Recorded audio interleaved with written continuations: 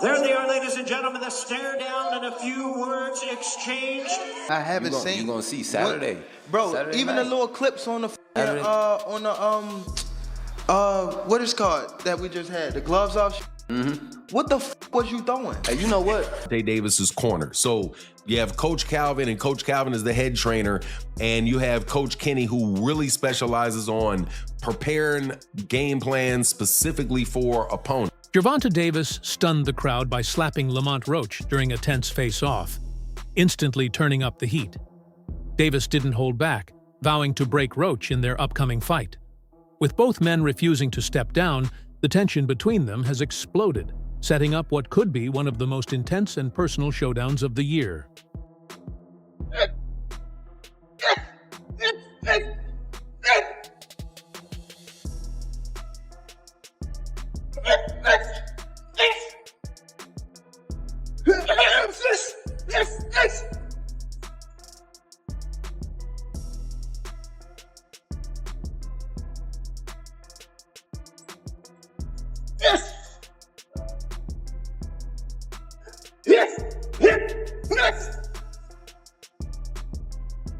Gervonta Davis is locked in like never before, mentally and physically, with Coach Calvin Ford back by his side. This camp is all about focus and control. No outside noise, no leaks, just pure grind. Unlike the last time when the DC crew played a bigger role and rumors swirled about Roach getting inside info, this setup is tight and secure.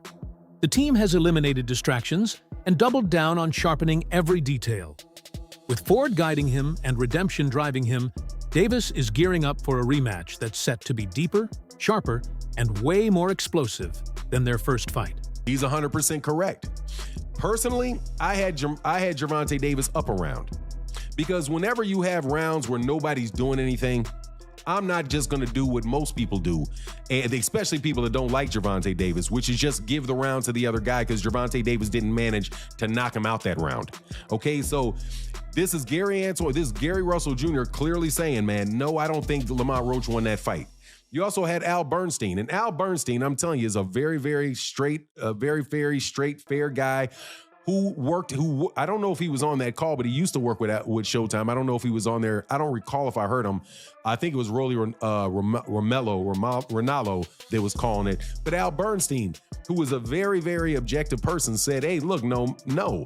Sorry to break it to you, but Gervonta Davis won that fight. Yeah, Lamont Roach put up a really good fight, but Lamont Roach was not dynamic. He did not do anything to really separate himself from Gervonta Davis. He just kept it equal. He just tried to keep it even the entire fight. And that's not enough, again, to take the belt from the champion. Now, I do want to say that the people that thought that Lamont Roach won, I don't have any problem with that. I really don't have a problem with it at all. I personally, again, had a point for Gervonta Davis, but I can see how those swing rounds really could go, depending on who's looking at it, really could go different ways, right? The rematch between Gervonta Davis and Lamont Roach is already a hit, racking up 150,000 pay-per-view buys before fight night even arrives. The strong sales show just how much this rivalry matters and how badly fans want answers after their wild first bout.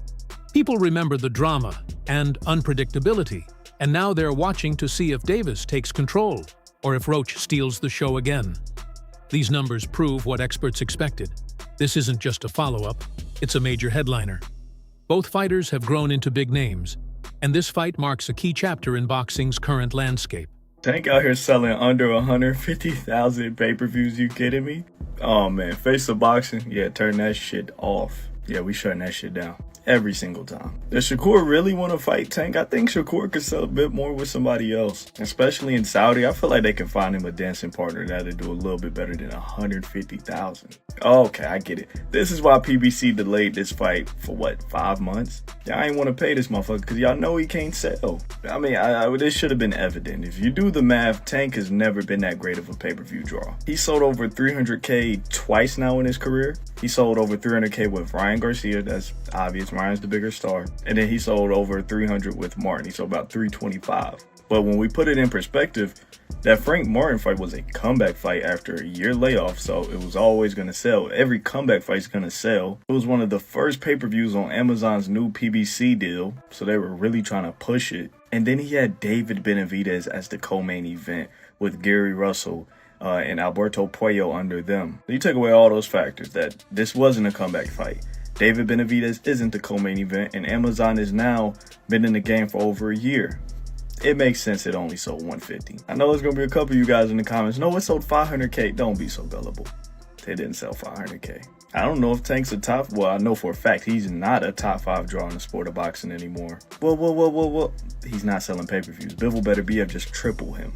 Well, Jerry, their pay-per-views are cheaper. Don't matter. All that matters is who has more eyes watching him, and Bivol and Better BF do. Tank does. Instead of scrapping their original game plan, Gervonta Davis's team chose to fine-tune it, focusing on smart adjustments. After breaking down the first fight, they spotted timing issues and moments where Davis's confidence wavered mid-round.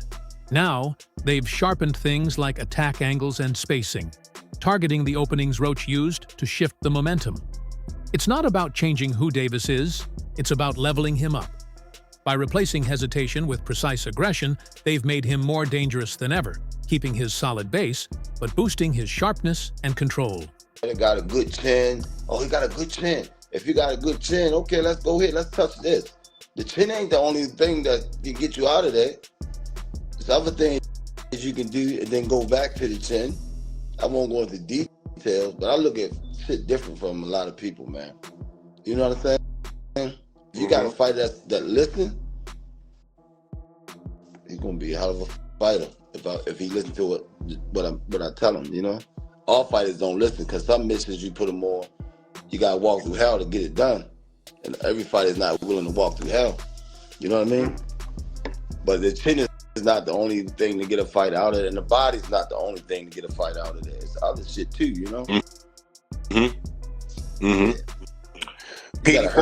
I believe in hurting them.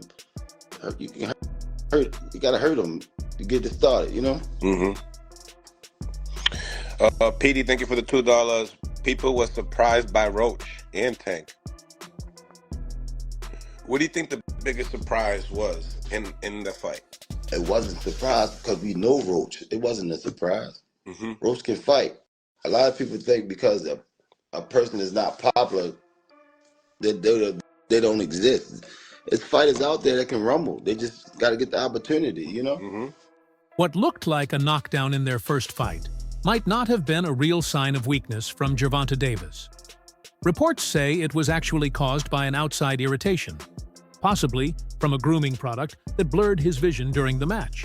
If true, it flips the story, showing the moment wasn't about poor stamina or technique, but an avoidable distraction. For his fans, it only strengthens their belief in his talent and toughness. It's also pushed his team to tighten every detail in camp, making sure nothing small, like product residue, can get in the way of his performance this time. Everybody really think Tank go take the L. I've been seeing it. They said it's over. They think that this time Lamont go in more confident, knowing that basically he can, really take it to Tank. Yeah, I want him to go in there confident. He's very skilled. Go in there confident because you gonna go up against a different Tank. Like I told y'all in previous videos, he gonna go in there confident, thinking he could walk Tank down. Don't forget, with Tank, if he get you on that button, them lights going off. I don't care who you is. Remember how it ended up with Frank Martin? So yeah, don't go in there thinking that you going against like somebody that, like Ryan Garcia, somebody that's gonna fold. You going against Gervonta Tank Davis. And I think that confidence is what's gonna get Lamont dropped. Because one thing I will say, with Tank, that wasn't your best fight against Lamont, bro.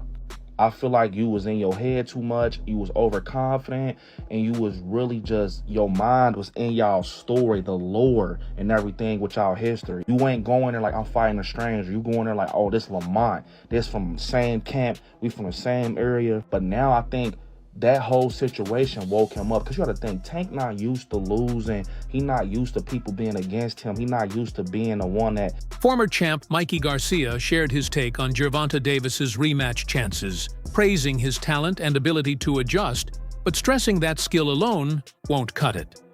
Garcia pointed out that the real challenge is mental, staying locked in despite outside distractions, public pressure, and personal hurdles.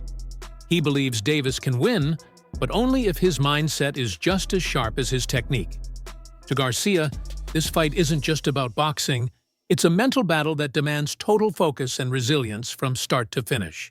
Because I know I got a lot of shit to do. Lamont Roach versus Gervonta, the rematch. It looks like it's gonna happen. Hopefully, I'd like to see it. I think Tank wins in the rematch. Why?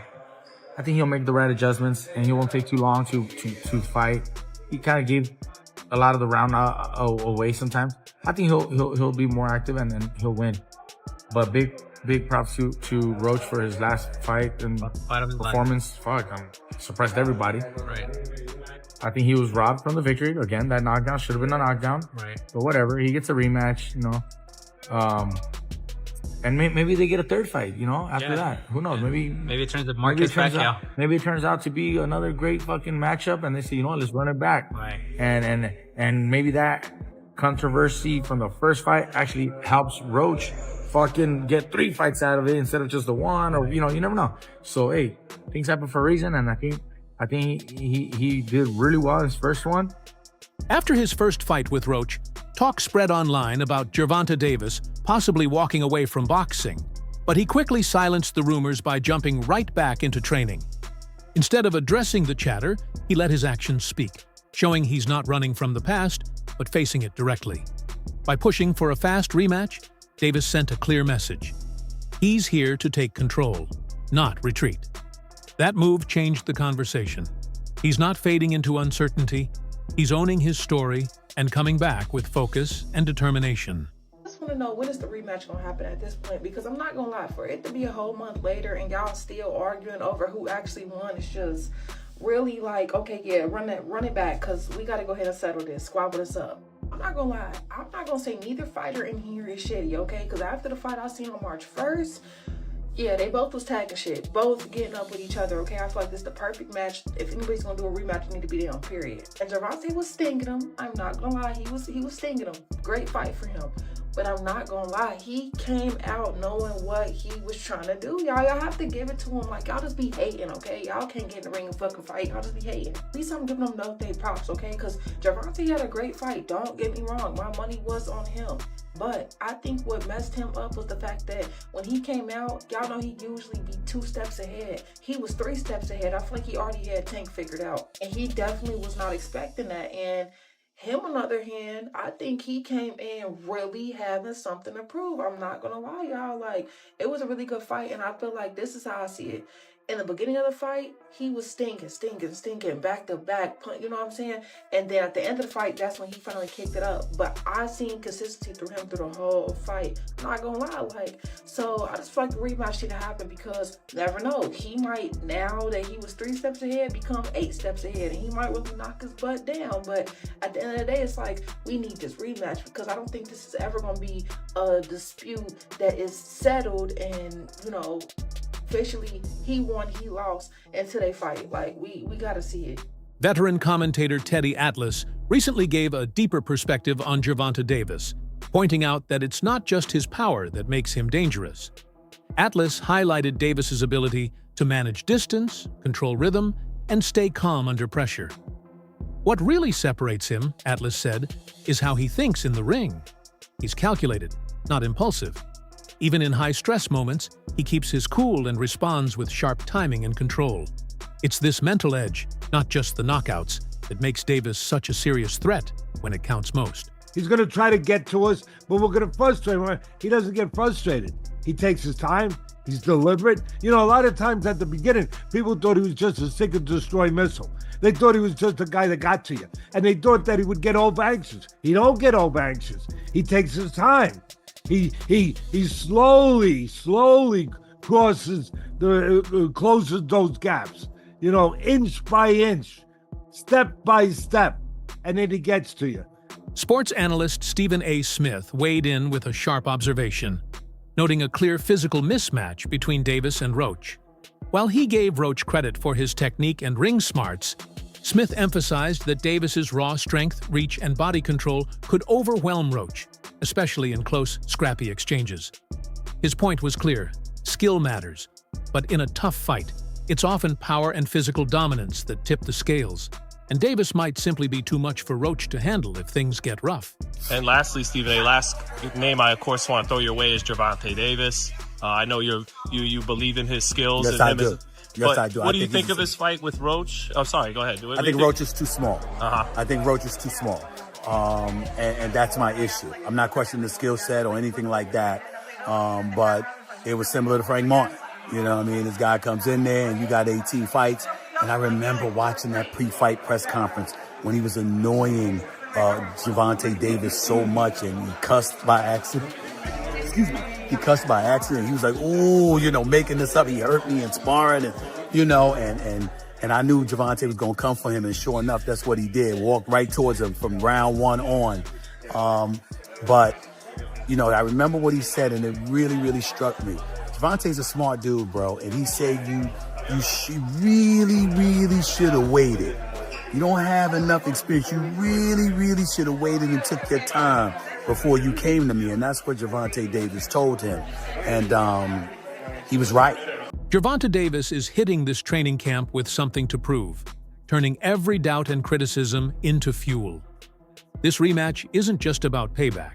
It's his mission to reclaim his spot at the top.